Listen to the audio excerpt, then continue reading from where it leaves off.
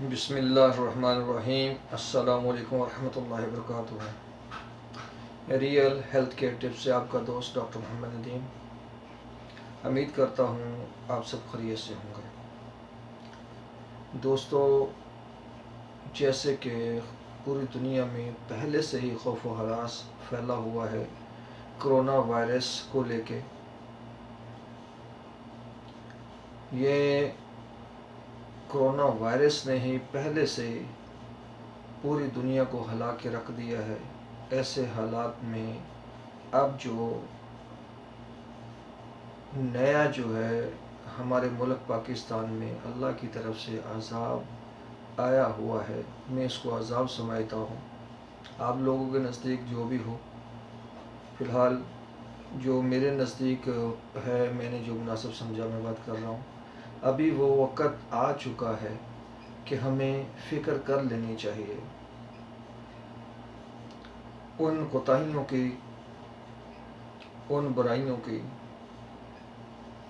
جو ہم سے غلطیاں ہو گئی ہیں، ان کی تلافی کرنی چاہیے۔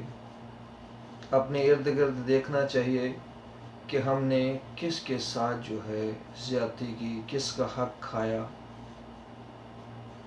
کس کے ساتھ جانے انجانے میں ہم سے بد کلامی ہو گئی، جس کی وجہ سے آج ہم پر عذاب مسلط ہو رہا ہے۔ دوستو، اللہ رب العزت نے سورۃ فیل میں پہلے ہی بتا دیا ہے کہ عذاب کی ایک صورت بتا دی ہے کہ اللہ رب العزت جو ہے اس کی طاقت بہت زیادہ ہے۔ اللہ تعالیٰ نے فرما دیا ہے کہ کیسے اللہ تعالیٰ نے ہاتھیوں کو ختم کرنے کے لیے ابابیل پرندوں کو عذاب کی صورت میں مسلط کیا ہاتھیوں پر۔ تو آج جو دور جا رہا ہے، ہمارے ملک میں اتنے وسائل نہیں ہیں، ہمارے ملک کو بہت سارے مسائل کا سامنا ہے، یہاں تک کہ کرونا وائرس سے نپٹنے کے لیے ہمارے پاس کوئی اقدامات نہیں ہے۔ یہ تو اللہ رب العزت کی ذات ہے جو ولیوں کے صدقے عنایت کر رہی ہے۔ کچھ نہ کچھ ضرور ہے دوستو، ہم میں خامیاں ہیں، کچھ ایسی برائیاں ہیں، کیونکہ جب بھی کوئی عذاب مسلط ہوتا ہے، پرانی قوموں کو دیکھیں تو جب کوئی قوم غلطی کرتی تھی تو عذاب کی صورت میں اللہ تعالیٰ ان کو انفارمیشن دیتا تھا کہ تم یہ غلطی کر رہے ہو، اس کی صورت میں یہ ظاہر ہو گیا۔ یہ جب ہم لوگ کسی مصیبت میں آتے ہیں تو ہم اپنی ہی غلطیوں کی وجہ سے، اپنی ہی زبان کی بد کلامی کی وجہ سے ہم اس مصیبت کی زد میں آتے ہیں۔ کوئی نہ کوئی ایسی غلطی ہم سے ہو گئی ہے جس کی وجہ سے اللہ تعالیٰ نے ہمیں پکڑ لیا ہے، ہم پر جو ہے گرفت ڈال دی ہے، ہمارے اوپر تنگی سے تنگی جو ہے وہ آ رہی ہے۔ جو ابھی عذاب دوستوں میں نے کچھ دن پہلے جو ہے جو چیز نوٹ کی ہے، وہ عذاب جو ہے کرونا وائرس سے بھی زیادہ خطرناک ہے۔ کرونا وائرس تو بظاہر ہے ہر کسی کو نہیں ہو سکتا، اور اس کی زد میں اگر لوگ آ بھی جائیں تو لوگوں کے پاس بہت سارے لوگ ہیں جن کے پاس مسائل ہیں، ان سے مقابلہ تو کسی سے بھی نہیں ہو سکتا، کیونکہ جو اللہ کی طرف سے آتا ہے اس سے مقابلہ تو کوئی بھی نہیں کر سکتا۔ جو بیماری مصیبت اللہ کی طرف سے آتی ہے، وہاں تو ڈاکٹر کے بھی گھٹنے جو ہے ٹیک دیتا ہے، ڈاکٹر بھی گھٹنے ٹیک دیتا ہے، کیونکہ ہر بیماری کا جو ہے علاج ڈاکٹر دوائی دے کر کرتا ہے، لیکن شفا جو ہے وہ اللہ رب العزت کے پاس ہے۔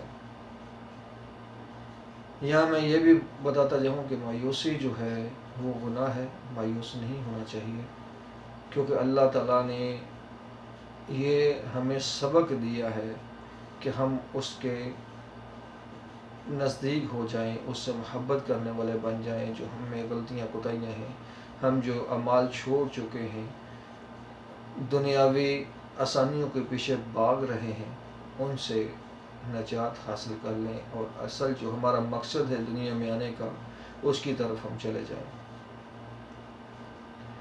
یہ جو موجودہ حالات میں کرونا کے بعد جو پاکستان کے مختلف علاقوں میں اللہ تعالیٰ نے آسمان سے عذاب جو مسلط کیا ہے، اس سے دوستو آپ کو بظاہری کچھ بھی نظر نہیں آ رہا۔ آپ یہ سمجھ رہے ہیں کہ یہ کچھ بھی نہیں ہے، یہ ایک قسم کا ہے وبا تو نہیں ہے، یہ کچھ بھی نہیں ہے، 2-4 دن رہے گا ختم ہو جائے گا۔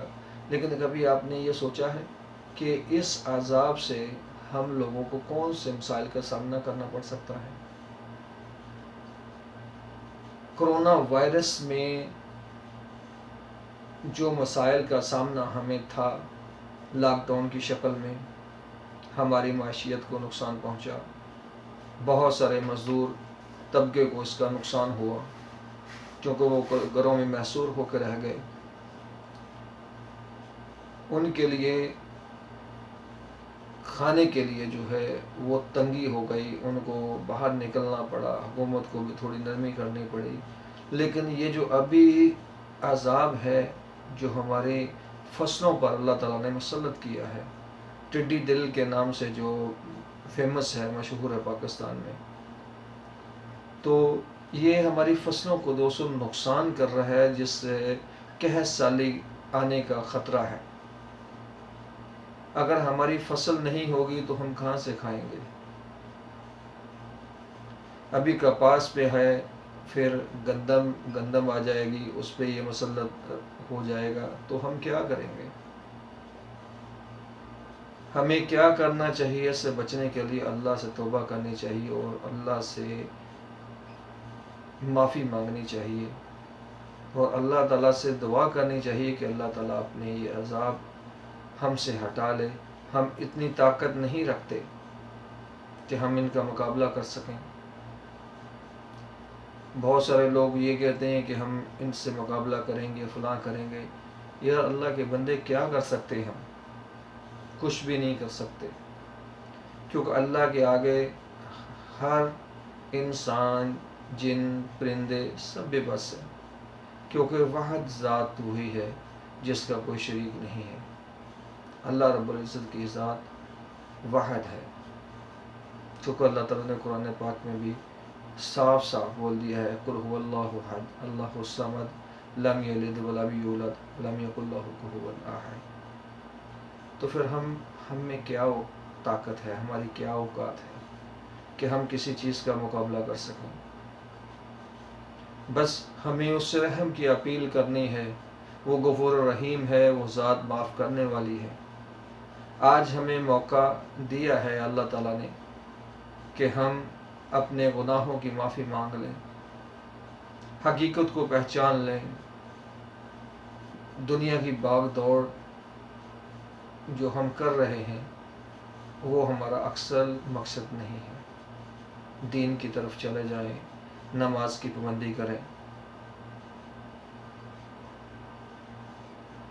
اللہ کی محبت کو پہچانیں، حضور نبی کریم صلی اللہ علیہ وسلم کے احکامات پر عمل کریں۔ امید کرتا ہوں آپ میری بات سے اتفاق کرتے ہوں گے اور اتفاق کریں گے۔ اگر آپ اس بات سے اتفاق کرتے ہیں کہ جو ہماری غلطیاں ہیں جن کی وجہ سے ہمارے اوپر عذاب کی شکل جو ہے مختلف شکل میں عذاب مسلط ہو رہا ہے، پہلے بارش کی شکل میں ہوا، تو ہمیں اب واپس آ جانا چاہیے۔ بہت بھاگ دوڑ کر لے، اللہ کی پکڑ بہت سخت ہے، اللہ تعالیٰ کی پکڑ سے ہم نہیں بچ سکتے۔ اس کی نرمی تب ہوگی جب ہم توبہ کریں گے، اس سے معافی مانگیں گے۔ جب ہم معافی مانگیں گے تو اللہ کے دل میں ہمارے لیے چاہت پیدا ہوگی اور اللہ جو ہے اپنی پکڑ کو نرم کر دیں گے اور ہم سے جو بھی عذاب ہے وہ ہٹا لیں گے۔ یہی دعا کریں کہ اللہ تعالیٰ ہر مسلمان کو ہر آفت مصیبت سے محفوظ فرمائے، آمین۔ دعا کرتا ہوں اللہ تعالیٰ آپ سب کو صحت و تندرستی دیں اور ہر آفت مصیبت سے محفوظ فرمائے، آمین یا رب العالمین۔ اللہ حافظ۔